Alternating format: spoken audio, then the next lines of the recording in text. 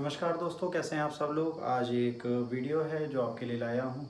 देखिए, इससे आपको बहुत कुछ सीखने को मिलेगा। बहुत इंपॉर्टेंट फैक्ट्स भी हैं, बहुत इंपॉर्टेंट चीज़ें भी हैं।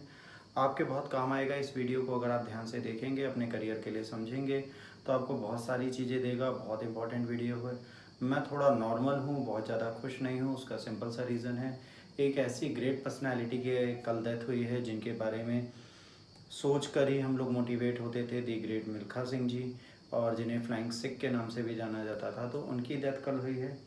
तो एक बहुत बड़ा सदमा है हमारे स्पोर्ट जगत के लिए। तो उनसे रिलेटेड है आज 2021 का करंट अफेयर्स का नेक्स्ट वीडियो है आपके सामने। मेरे बारे में आपको ज़्यादा जानना है तो नीचे दी गई स्लाइड में आप देख सकते हैं, मेरे बारे में आपको सारी डिटेल्स मिल जाएंगी।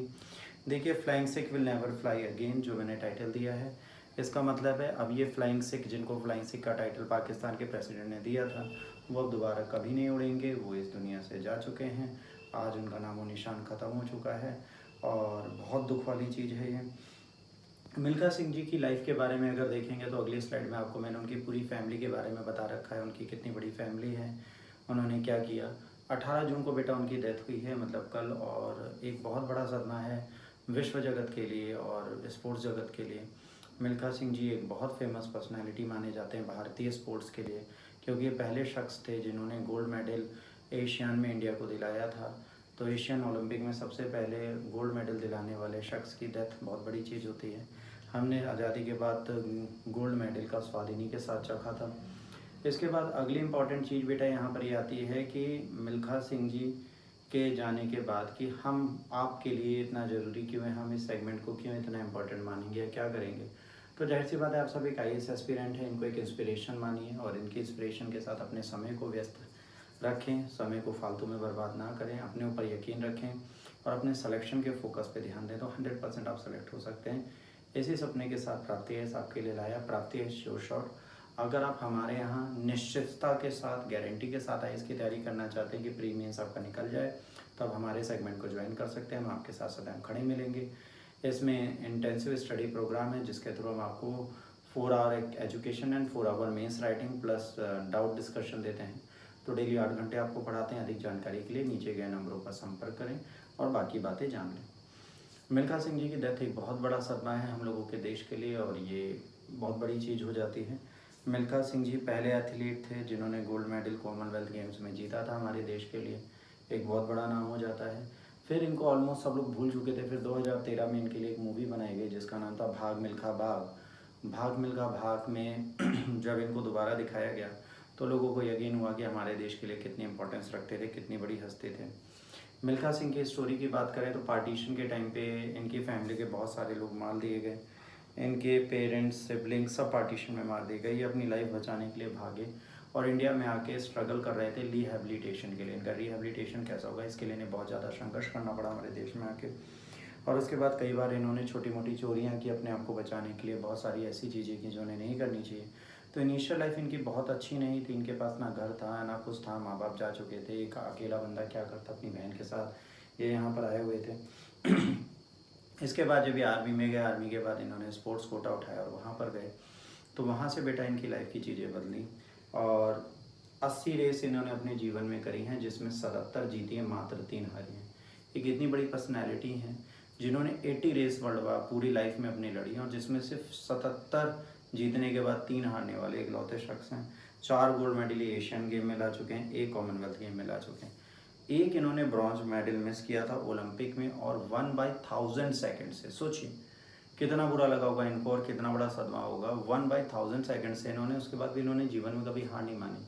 ये अपने जीवन को उतने ही पॉजिटिव रखते थे, उतनी मेहनत करते थे जितने अदर लोग करते थे। इनकी वाइफ निर्मल सैनी जो थी वो बहुत इंपॉर्टेंट पर्सनैलिटी है। ये फुटबॉल की एथलीट रह चुकी हैं, वॉलीबॉल खेलती थी, नेशनल वॉलीबॉल टीम की कैप्टन रह चुकी थी और ये 13 जून को मरी। अभी इनकी डेथ से 5 दिन पहले इनकी वाइफ की डेथ हुई थी। 13 जून को इनकी डेथ हुई और इसके बाद अभी मिल्खा सिंह जी की डेथ हुई।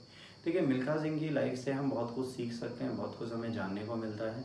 मिल्खा सिंह जी की कोट को अगर आप देखें तो अपनी लाइफ में उन्हें आप अडॉप्ट कर सकते हैं, चीज़ें उनसे सीख सकते हैं। जैसे उन्होंने कहा, don't be afraid of moving slowly, be afraid of standing still.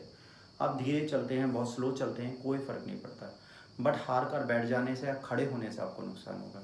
जैसे लोग कहते हैं कि सर आप लेक्चर्स बनाते हैं, सब कुछ करते हैं, पर अभी इतने लाइक्स नहीं, इतने फॉलोवर्स नहीं हैं, आप क्यों करें? मैं स्लो चलूँगा, अच्छा चलूँगा। स्लो चलना कभी गलत नहीं होता। अगर आपका करियर, आपका प्रोफेशन आपको अलाउ करता है, आप प्लीज़ चलिए, कंसिस्टेंट रहिए, धीरे चलते रहिए।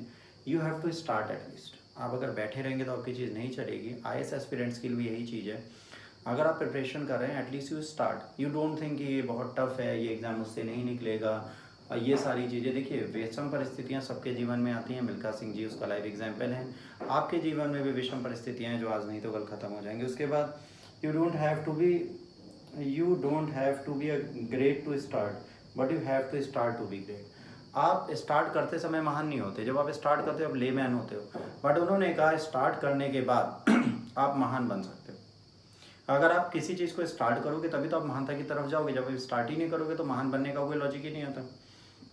इसके बाद इन्होंने अगली कोट कही थी, winning doesn't come cheaply, you have to pay a big price for it. इन्होंने कहा जो जीत है वो इतनी आसान नहीं है, सफलता इतनी आसानी से नहीं आती, उसके लिए बहुत ज़्यादा कुर्बानी, बहुत ज़्यादा संघर्ष करने पड़ते हैं। आप सोचो एक रात में आप विन कर जाओगे, आपको मिल्खा सिंह बन जाओगे। मिल्खा सिंह बनना तो छोड़िए, फरहान अख्तर ने उस मूवी के लिए मिल्खा सिंह बनने के लिए कितनी मेहनत की थी, आप सोचिए उन्होंने वास्तविक जीवन में कितनी की होगी। तो किसी इंसान जैसा बनना मुश्किल है, उनके जैसा बनकर उस चीज़ को निभाना भी मुश्किल है, और उन्हीं को बन के रहना बहुत मुश्किल है। तो मिल्खा सिंह जैसा बनना ही मुश्किल है, मिल्खा सिंह बनना तो नामुमकिन हो जाता है। तो समझिए, सफलता में कोई भी किसी को कॉपी नहीं कर सकता।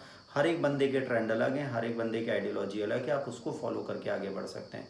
तो अब अपनी आइडियोलॉजिकल गैप्स को बिल्कुल मत भूलिए, आप उसको फॉलो करके आगे बढ़िए, यकीन मानिए आप आगे बढ़ते चले जाएंगे। तो मिल्खा सिंह बनने का मतलब ये नहीं है कि आप स्टार्ट ही नहीं करेंगे, आपको स्टार्ट करना है और उससे बेहतर करना है। ग्रेट बनने के लिए स्टार्ट करिए, जीवन चलेगा। उसके बाद hard work, will power and dedication, for a man with this quality sky is the limit. अगर आप मेहनती हैं, आपके अंदर विल पावर है और आप डेडिकेटेड है किसी काम के लिए, तो अब यकीन मानिए स्काई पे लिमिट है, आप सब कुछ कर सकते हैं। दुनिया में कोई भी ऐसी चीज़ नहीं है जो आप नहीं पा सकते। मिल्खा सिंह इतने स्ट्रगल के बाद दुनिया में आए, इंडिया में आए, सर्वाइव किया अपनी बहन के साथ। माँ बाप को खो चुके थे, अपने भाइयों को खो चुके थे, अपनी बहनों को खो चुके थे, बट उन्होंने हार नहीं मानी ना। उन्होंने आके खुद को बचाने का संघर्ष किया, उन्होंने कोशिश की और खुद को बचाया और खुद को आगे बढ़ाया। वक्त हर इंसान को बदलता है, मेहनत हर इंसान को निखारती है। इस चीज़ को हमें मिल्खा सिंह जी से सीख के आगे बढ़ने की ज़रूरत है। उन्होंने कहा था कि लोगों की दुआएं मेरे साथ हैं, मुझे लगता है मैं 100 साल से ऊपर जी लूँगा। देखिए, मरने से पहले भी उनको स्टे पॉजिटिव का एटीट्यूड था। कोविड हुआ, स्ट्रगल हुआ, बड़े बड़े अस्पताल में उनका इलाज हुआ, बट कहते हैं ज़िंदगी मौत की जंग में हमेशा मौत जीतती है अगर पास है।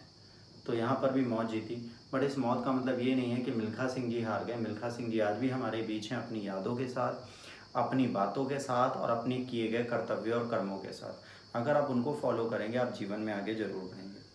मैं लास्ट में यही कहूँगा, मिल्खा सिंह जी की आत्मा को शांति मिले। उन्होंने देश के लिए बहुत किया है। भगवान ऐसा रत्न सबको दे। पद्म विभूषण जैसे उपाधियों को पाने वाले लोग हैं, भारत के नागरिक अवार्ड को पाया हुआ इन्होंने, बहुत महान पर्सनैलिटी माने जाते हैं, तो छोटी मोटी हस्ती हैं नहीं। इनके बारे में आप जितना जानें उतना कम है। एक बार मैं ज़रूर कहूँगा, इनसे रिलेटेड सारे रिसर्च एक बार स्वयं भी कर लें, इनसे रिलेटेड क्वेश्चंस पूछे जा सकते हैं। इनकी एक फेमस बुक है जो लिखी थी Milkha Singh, the race of my life, उनकी ऑटोबायोग्राफी है। ये उन्होंने अकेली नहीं लिखी, इसमें इनकी सुपुत्री जी ने इनका मदद की थी, जिनका नाम है सोनिया सनवालका। सोनिया सनवालका जी की भी फ़ोटो मैंने आपको स्लाइड में डाल दी है। इनकी मदद से इन्होंने ये बुक लिखी थी, इनकी को राइटर हैं। तो सोनिया सलवानका जी के बारे में भी आपसे पूछा जा सकता है। इनकी फैमिली में इंपॉर्टेंस इन्हीं की थी। मिल्खा सिंह के बाद कोई और ग्रेट पर्सनैलिटी, ग्रेट एथलीट नहीं बना। मिल्खा सिंह जी आज भी ये कहते थे कि अगर हम नेशनल और स्पोर्ट्स स्कूल से अच्छे अच्छे एथलीट्स निकालें और उनको प्रॉपर ट्रेनिंग, प्रॉपर ग्रूम करें, तो वो आगे बढ़ सकते हैं और हमारे देश के लिए गोल्ड मेडल ला सकते हैं। उनकी आइडियोलॉजी को फॉलो करने की ज़रूरत है। उनको स्पोर्ट्स कॉलेज के लिए भी पंजाब स्पोर्ट्स अथॉरिटी में भी हेड पोजीशंस दी गई, बहुत इनकी हेल्प की गई है। मिल्खा सिंह जी ने भी देश के एथलीट्स को बढ़ाने के लिए कोशिश की, पर कहा ना, dedication, will power and hard work, ये जिसके अंदर होता है वही इस देश में आगे बढ़ सकता है। हमें ऐसे लोग ढूंढने हैं जो सच में मिल्खा सिंह जैसा विल पावर रखते हों, डेडिकेशन रखते हों, तो स्पोर्ट्स कोई भी हो, सफलता आपके हाथ में आती है। मिल्खा सिंह जी के बारे में आज के लेक्चर में इतना ही। अगर आपको ये लेक्चर अच्छा लगा, प्लीज़ इसे लाइक, शेयर और सब्सक्राइब करिए। अगर बुरा लगा आप ज़रूर डिसलाइक करिए, पर डिसलाइक करने के बाद मेरे इंस्टाग्राम अकाउंट पे आके मुझे प्लीज़ बताइए आपने मुझे डिसलाइक क्यों किया, ताकि मैं उसमें सुधार करूँ। आज के लिए इतना ही। जय हिंद, वंदे मातरम दोस्तों।